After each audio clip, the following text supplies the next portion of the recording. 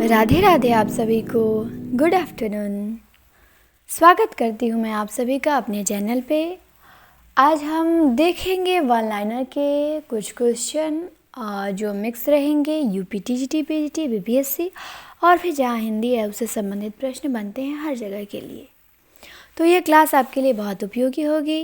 प्रश्न होंगे, आंसर होंगे और हर जगह से होंगे और वन लाइनर क्वेश्चन आंसर, ठीक। लेकिन एक एक प्रश्न बहुत महत्वपूर्ण है तो आप याद करेंगे, लिखेंगे। तो चलिए शुरू करते हैं। कश्मीर सुषमा किसने लिखा है? तो कश्मीर सुषमा लिखा है श्रीधर पाठक ने। किसने लिखा है? तो श्रीधर पाठक ने लिखा है। फिर आते हैं हम आगे। 66 को हम शुद्ध हिंदी में क्या लिखते हैं? तो 66 लिखते हैं। ये भी पूछा जाता है कि इसका मानक रूप क्या है, शुद्ध कैसे लिखते हैं? तो 66। फिर है कि स्पर्श संघर्षी ध्वनियाँ कौन सी हैं? तो च छ ज झ, ये चार क्या है? स्पर्श संघर्षी ध्वनियाँ हैं। इनमें लोग कंफ्यूज हो जाते हैं क्योंकि संघर्षी ध्वनियाँ अलग हैं और ये स्पर्श संघर्षी ध्वनियाँ हैं, ये अलग हैं। तो स्पर्श संघर्षी ध्वनियाँ पूछे तो आपको च छ ज झ बताना है। फिर है वेदांत पारिजात सौरभ किसकी रचना है? तो निम्बार्काचार्य की रचना है ये तो। फिर है कि भावकत्व और भोजकत्व की कल्पना किसने की है? तो भट्ट नायक ने की है। किसने की है? भट्ट नायक ने, ठीक। फिर है कि यशोदा किस रचना की पात्र हैं? तो यशोदा प्रिय प्रवास की पात्र है जो हरिऔध ने लिखा है। सची किसकी पात्र है? ये सब आया है नेट में। तो सची जो है ये विष्णुप्रिया की पात्र है। विष्णुप्रिया गुप्त जी का खंड काव्य है ना। केस कंबली अषाढ़ वीणा की है और सुख सागर तरंग देव का है। सुख सागर सदा सुखलाल का है पर सुख सागर तरंग पूछेगा तो देव बताना है। केस कंबली असाध्य वीणा, सची विष्णुप्रिया, यशोदा प्रिय प्रवास। फिर एक पंक्ति है, इसमें अलंकार बताना है। पंक्ति है कि जंग जीत जे चहत है तो सो बैर बनाए, अजीबे की इच्छा करत काल कूटते खाए। तो इसमें निदर्शना अलंकार है। कौन सा? निदर्शना। जंग जीत जे चहत है तो सो बैर बनाए, जीवे की इच्छा करत काल कूटते खाए। फिर है पंक्ति कुटिल केस सुदेश पोह परिचिटात पिक सद। तो ये चंद बरदाई की है। किसकी है? कुटिल केस सुदेश पोह परिचिटात पिक सद, चंद बरदाई की। फिर है राजभाषा आयोग का गठन कब हुआ? तो राजभाषा आयोग का गठन हुआ अनुच्छेद 344 के अनुसार। समय पूछेगा तो समय 1955 बताना है, पर जब पूछेगा कि राजभाषा आयोग के गठन का प्रावधान संविधान के किस अनुच्छेद में है तो अब आपको बताना है अनुच्छेद 344। तो राजभाषा आयोग के गठन का प्रावधान अनुच्छेद 344 में है। फिर बार बार ये पूछा जाता है भास्कर कि भास्कर शुद्ध कैसे लिखा जाएगा? तो भास्कर में मूर्धन्य स रहेगा, वो गलत होता है। क्या होता है वो गलत होता है। भास्कर में दंत्य स रहेगा तो ये शुद्ध होता है, ठीक। तो ये आपको ध्यान देना है। फिर है कि प्रसाद को छायावाद का जनक किसने माना? तो प्रसाद जी को छायावाद का जनक माना है इलाचंद्र जोशी ने। किसने माना है? इलाचंद्र जोशी ने। सीता पढ़ रही थी कैसा वाक्य है? तो सीता पढ़ रही थी, यह अपूर्णभूत है ना, क्योंकि उसका काम पूरा नहीं हुआ है तो क्या हुआ? अपूर्णभूत। सूर्या में लिंग पूछा है तो सूर्या में स्त्रीलिंग होगा, ठीक। फिर है हाथी, तो हाथी पुल्लिंग है। हाथी का स्त्रीलिंग हथिनी होता है। हाथी आता है, ये शुद्ध होता है। मोती भी पुल्लिंग है, पानी भी पुल्लिंग है। फिर है कि हिंदी निबंध का वास्तविक उदय कब हुआ? तो हिंदी निबंध का वास्तविक उदय हुआ भारतेंदु युग से। हिंदी निबंध का वास्तविक उदय कब हुआ? भारतेंदु युग से हुआ, ध्यान देंगे। फिर है कि पृथ्वीराज रासो को अप्रामाणिक कौन मानता है? तो पृथ्वीराज रासो को अप्रामाणिक शुक्ल जी मानते हैं, डॉक्टर बुलर मानते हैं, गौरीशंकर हीराचंद ओझा मानते हैं। पृथ्वीराज रासो को अप्रामाणिक कौन मानता है? शुक्ल जी, डॉक्टर बुलर, गौरीशंकर हीराचंद ओझा। फिर है पृथ्वीराज रासो को प्रामाणिक कौन मानता है? तो मोहनलाल विष्णुलाल पांड्या। मोहनलाल विष्णुलाल पांड्या पृथ्वीराज रासो को प्रामाणिक मानते हैं। श्याम सुंदर दास भी प्रामाणिक मानते हैं। फिर नीलकंठ का विग्रह पूछा है, संस्कृत में पूछता है, हिंदी में मतलब देता है कि इसका विग्रह कीजिए।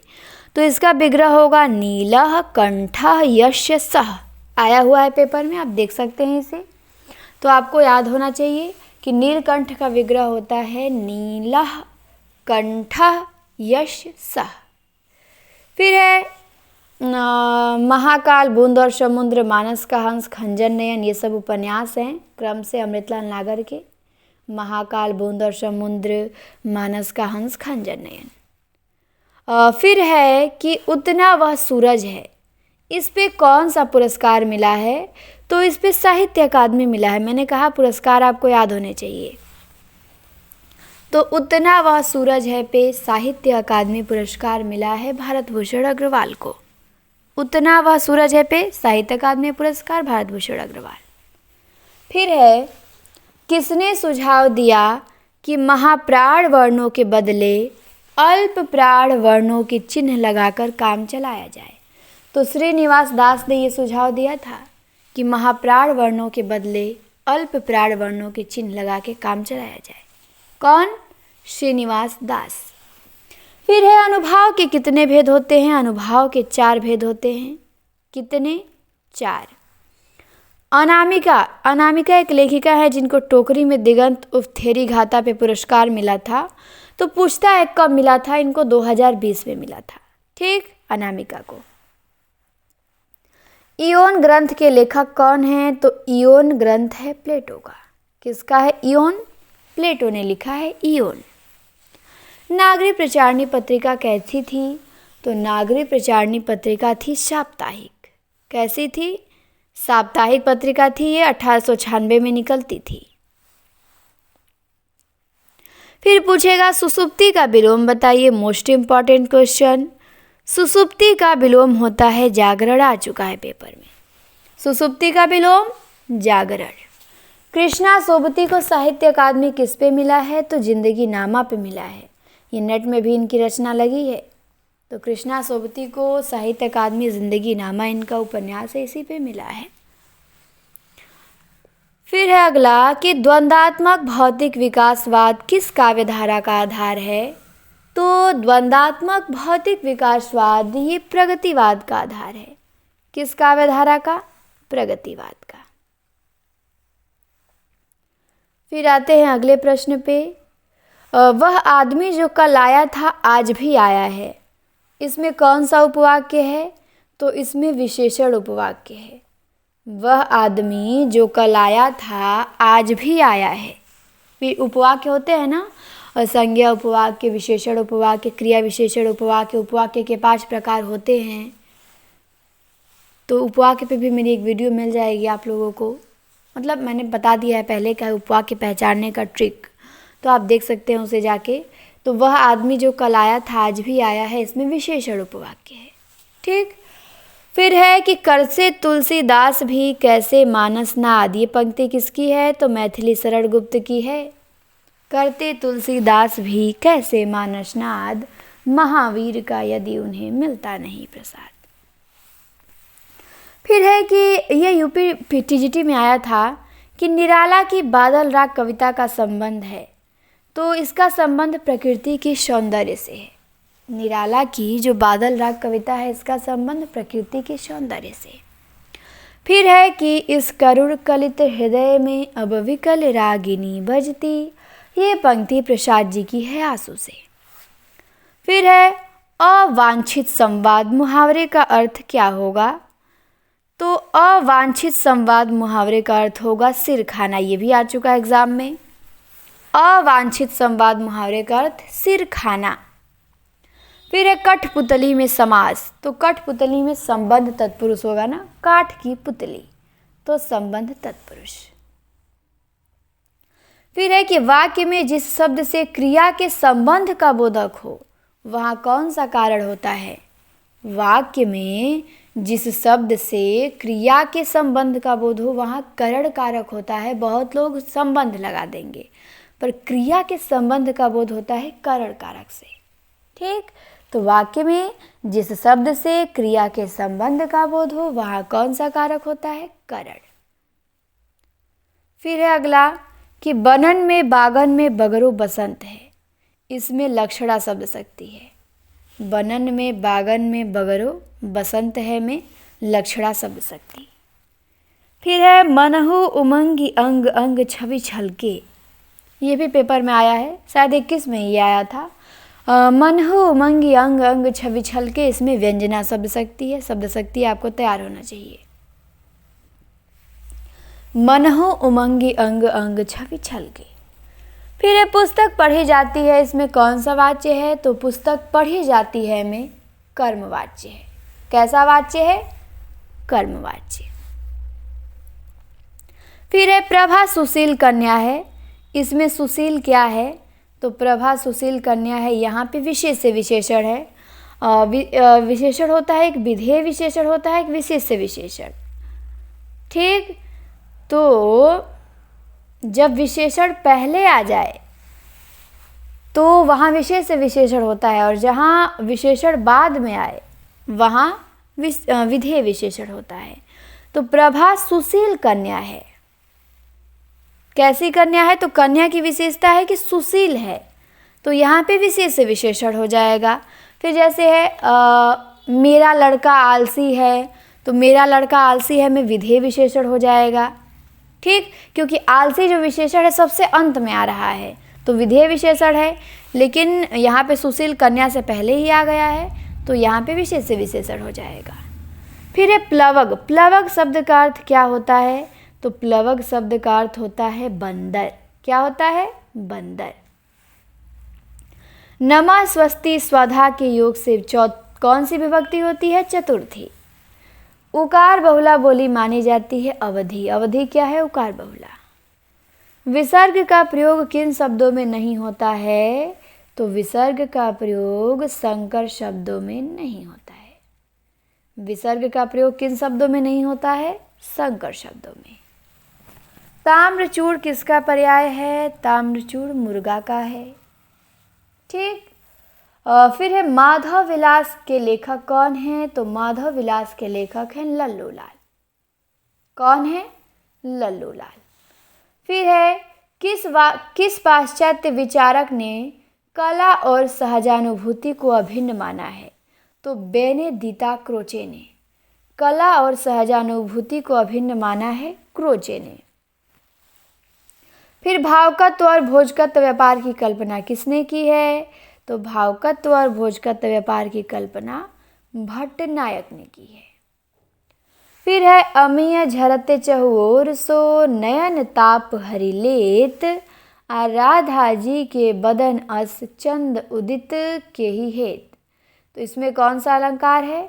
इसमें प्रतीप अलंकार है। फिर है इसके बाद व्यंग जीव है कवित शब्द अर्थ गति अंग। पंक्ति किसकी है? पंक्ति ये है प्रताप शाही का।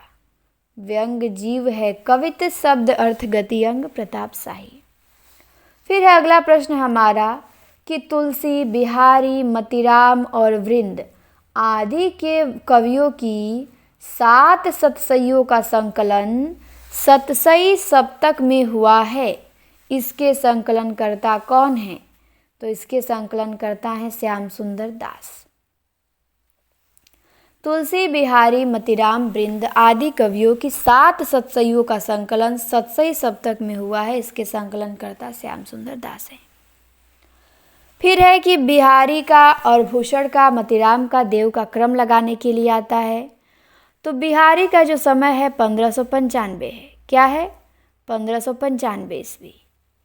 भूषण है 1613 में, मतीराम है 1617 में और देव हैं 1673 में। अगला प्रश्न पूछा जाता है कि किस आचार्य ने दृष्ट प्रीति और अदृष्ट कीर्ति को काव्य प्रयोजन माना है। तो वामन ने, ये आपको ध्यान देना है, किस आचार्य ने दृष्ट प्रीति और अदृष्ट कीर्ति को काव्य प्रयोजन माना है? वामन ने। यादों के गलियारे किसकी रचना है? तो यादों के गलियारे नासिरा शर्मा। किसका है? नासिरा शर्मा का। स्मृति में रहेंगे वे, ये किसका है? शेखर जोशी का है। स्मृति में रहेंगे वे। और स्मृतियों के गलियारे से, ये नरेंद्र कोहली का। कितने शहरों में कितनी बार? ममता कालिया का। ठीक, तो यादों के गलियारे नासिरा शर्मा, स्मृति में रहेंगे वे शेखर जोशी, स्मृतियों के गलियारे से नरेंद्र कोहली, कितने शहरों में कितने बार? ममता कालिया। फिर है एक था राजा संस्मरण, किसका है? तो एक था राजा संस्मरण है कांति कुमार जैन का। यहाँ पे कुछ नई रचनाएं मिलेंगी, पर ये नई रचनाएं आपके लिए महत्वपूर्ण है। तो एक था राजा संस्मरण कांति कुमार जैन का। मेरे हम कलम रविंद्र कालिया की रचना है। यादें यादें और यादें पुष्पा भारती का। किसका है? यादें यादें और यादें पुष्पा भारती। मैं और वे मधुरेश का है। और ये और वे संस्मरण जैनेन्द्र ने लिखा है। मैं और वे मधुरेश ने लिखा है। यादें यादें और यादें पुष्पा भारती। फिर आते हैं अगले प्रश्न पे। अगला है हमारा निज मुख मुखर निबंध। तो निज मुख मुखर निबंध जो है ये विद्यानिवास मिश्र का है। किसका है? विद्यानिवास मिश्र का। जहर मोहरा किसकी रचना है? दिनेश नंदिनी डालमिया। पायदान किसका उपन्यास है? पायदान है सोना चौधरी का। जहर मोहरा दिनेश नंदिनी डालमिया, पायदान सोना चौधरी। फिर है किस उपन्यास में भारत के विभाजन और इस विभाजन के कारण भारत और पाकिस्तान दोनों में मुसलमानों के पीड़ित होने के रूप में विभाजन का विरोध है? तो जिंदा मुहावरे। जिंदा मुहावरे में है, नासिरा शर्मा का है ना, इसी में कि भारत के विभाजन का और इस विभाजन के कारण भारत और पाकिस्तान दोनों में मुसलमानों के पीड़ित होने के रूप में विभाजन का विरोध है। फिर है वह मेरा चांद उपन्यास, किसका है? तो वह मेरा चांद उपन्यास प्रतिभा डावर का। कितने जन्म वैदेही किसका उपन्यास है? रीता शुक्ला का। बहुत अच्छी अच्छी रचनाएं आज आप लोगों को मिल रही हैं, नोट करिएगा। वह मेरा चांद प्रतिभा डावर, कितने जन्म वैदेही रीता शुक्ला। मगहर की सुबह वंदना शुक्ल का। फिर आया था प्रश्न कि चांद से भी प्यारा, इसमें कौन सा पदबंध है? तो चांद से भी प्यारा में विशेषण पदबंध है। चांद से भी प्यारा, तो कौन सा पदबंध है? विशेषण। फिर है कवि द्वारा कल्पित किसी कथा वस्तु काव्य में नायक नायिका क्या है? तो कवि द्वारा कल्पित किसी कथा वस्तु काव्य में नायक नायिका विभाव होते हैं। फिर है अगला कि पंक्ति है जैसे उड़ी जहाज को पंछी। तो जैसे उड़ी जहाज को पंछी पंक्ति सूरदास की है। और गिरा अनयन नयन बिनु पानी, ये तुलसीदास की है। फिर है अगली पंक्ति जो नर दुख में दुख नहीं माने, तो गुरु नानक की है। फिर है अगला कि चंद्रबरदाई ने पृथ्वीराज रासों में किस छंद का प्रयोग किया है? तो कवित्व का। पृथ्वीराज रासों में चंद्रबरदाई ने कवित्व का प्रयोग किया है। फिर एक कथन है शुक्ल जी का। शुक्ल जी कहते हैं कि किसी के दुख से दुखी होकर नहीं, ये है प्रश्न कि किसी के दुख से दुखी होकर उस पर की गई अनुकंपा क्या कहलाती है? उस पर की गई दया अनुकंपा कहलाती है। किसी के दुख से दुखी होके उस पर की गई दया अनुकंपा कहलाती है। फिर है मंगल सकल सुहाहिन कैसे, सहगामिनी विभूषण कैसे। तो इसमें निदर्शना अलंकार है। कौन सा अलंकार? निदर्शना। मंगल सकल सुहाहिन कैसे, सहगामिनी विभूषण कैसे। ठीक। फिर हमने ये शुक्ल जी की पंक्ति छोड़ दी कि अपने ही सुख दुख में रंग के प्रकृति को देखा तो क्या देखा। विकल्प में पंथ दे देता है, वहीं सब कंफ्यूज हो जाते हैं। तो शुक्ल जी का है कि अपने ही सुख दुख के रंग में रंग के प्रकृति को देखा तो क्या देखा।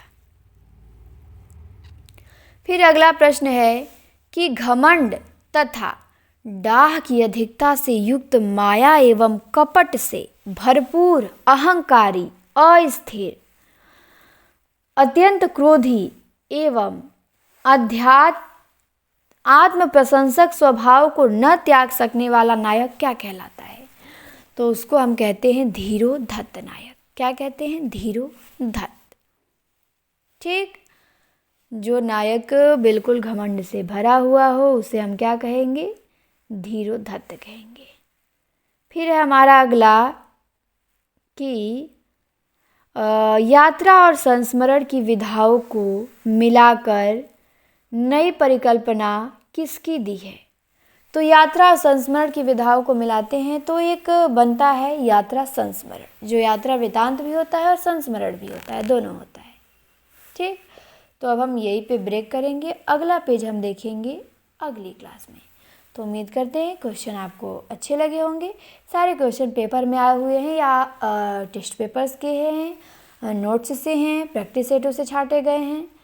तो आप इन्हें नोट करिएगा, आप भी डायरी बनाइए, याद करिए। कोई भी डाउट हो आप पूछ सकते हैं। क्लास को आप सभी के यहाँ शेयर करिए और रात 8 बजे लाइव क्लास में 10 बजे आप सभी ज़रूर जुड़ा करें। क्लास देखने के लिए आप सभी को बहुत बहुत धन्यवाद।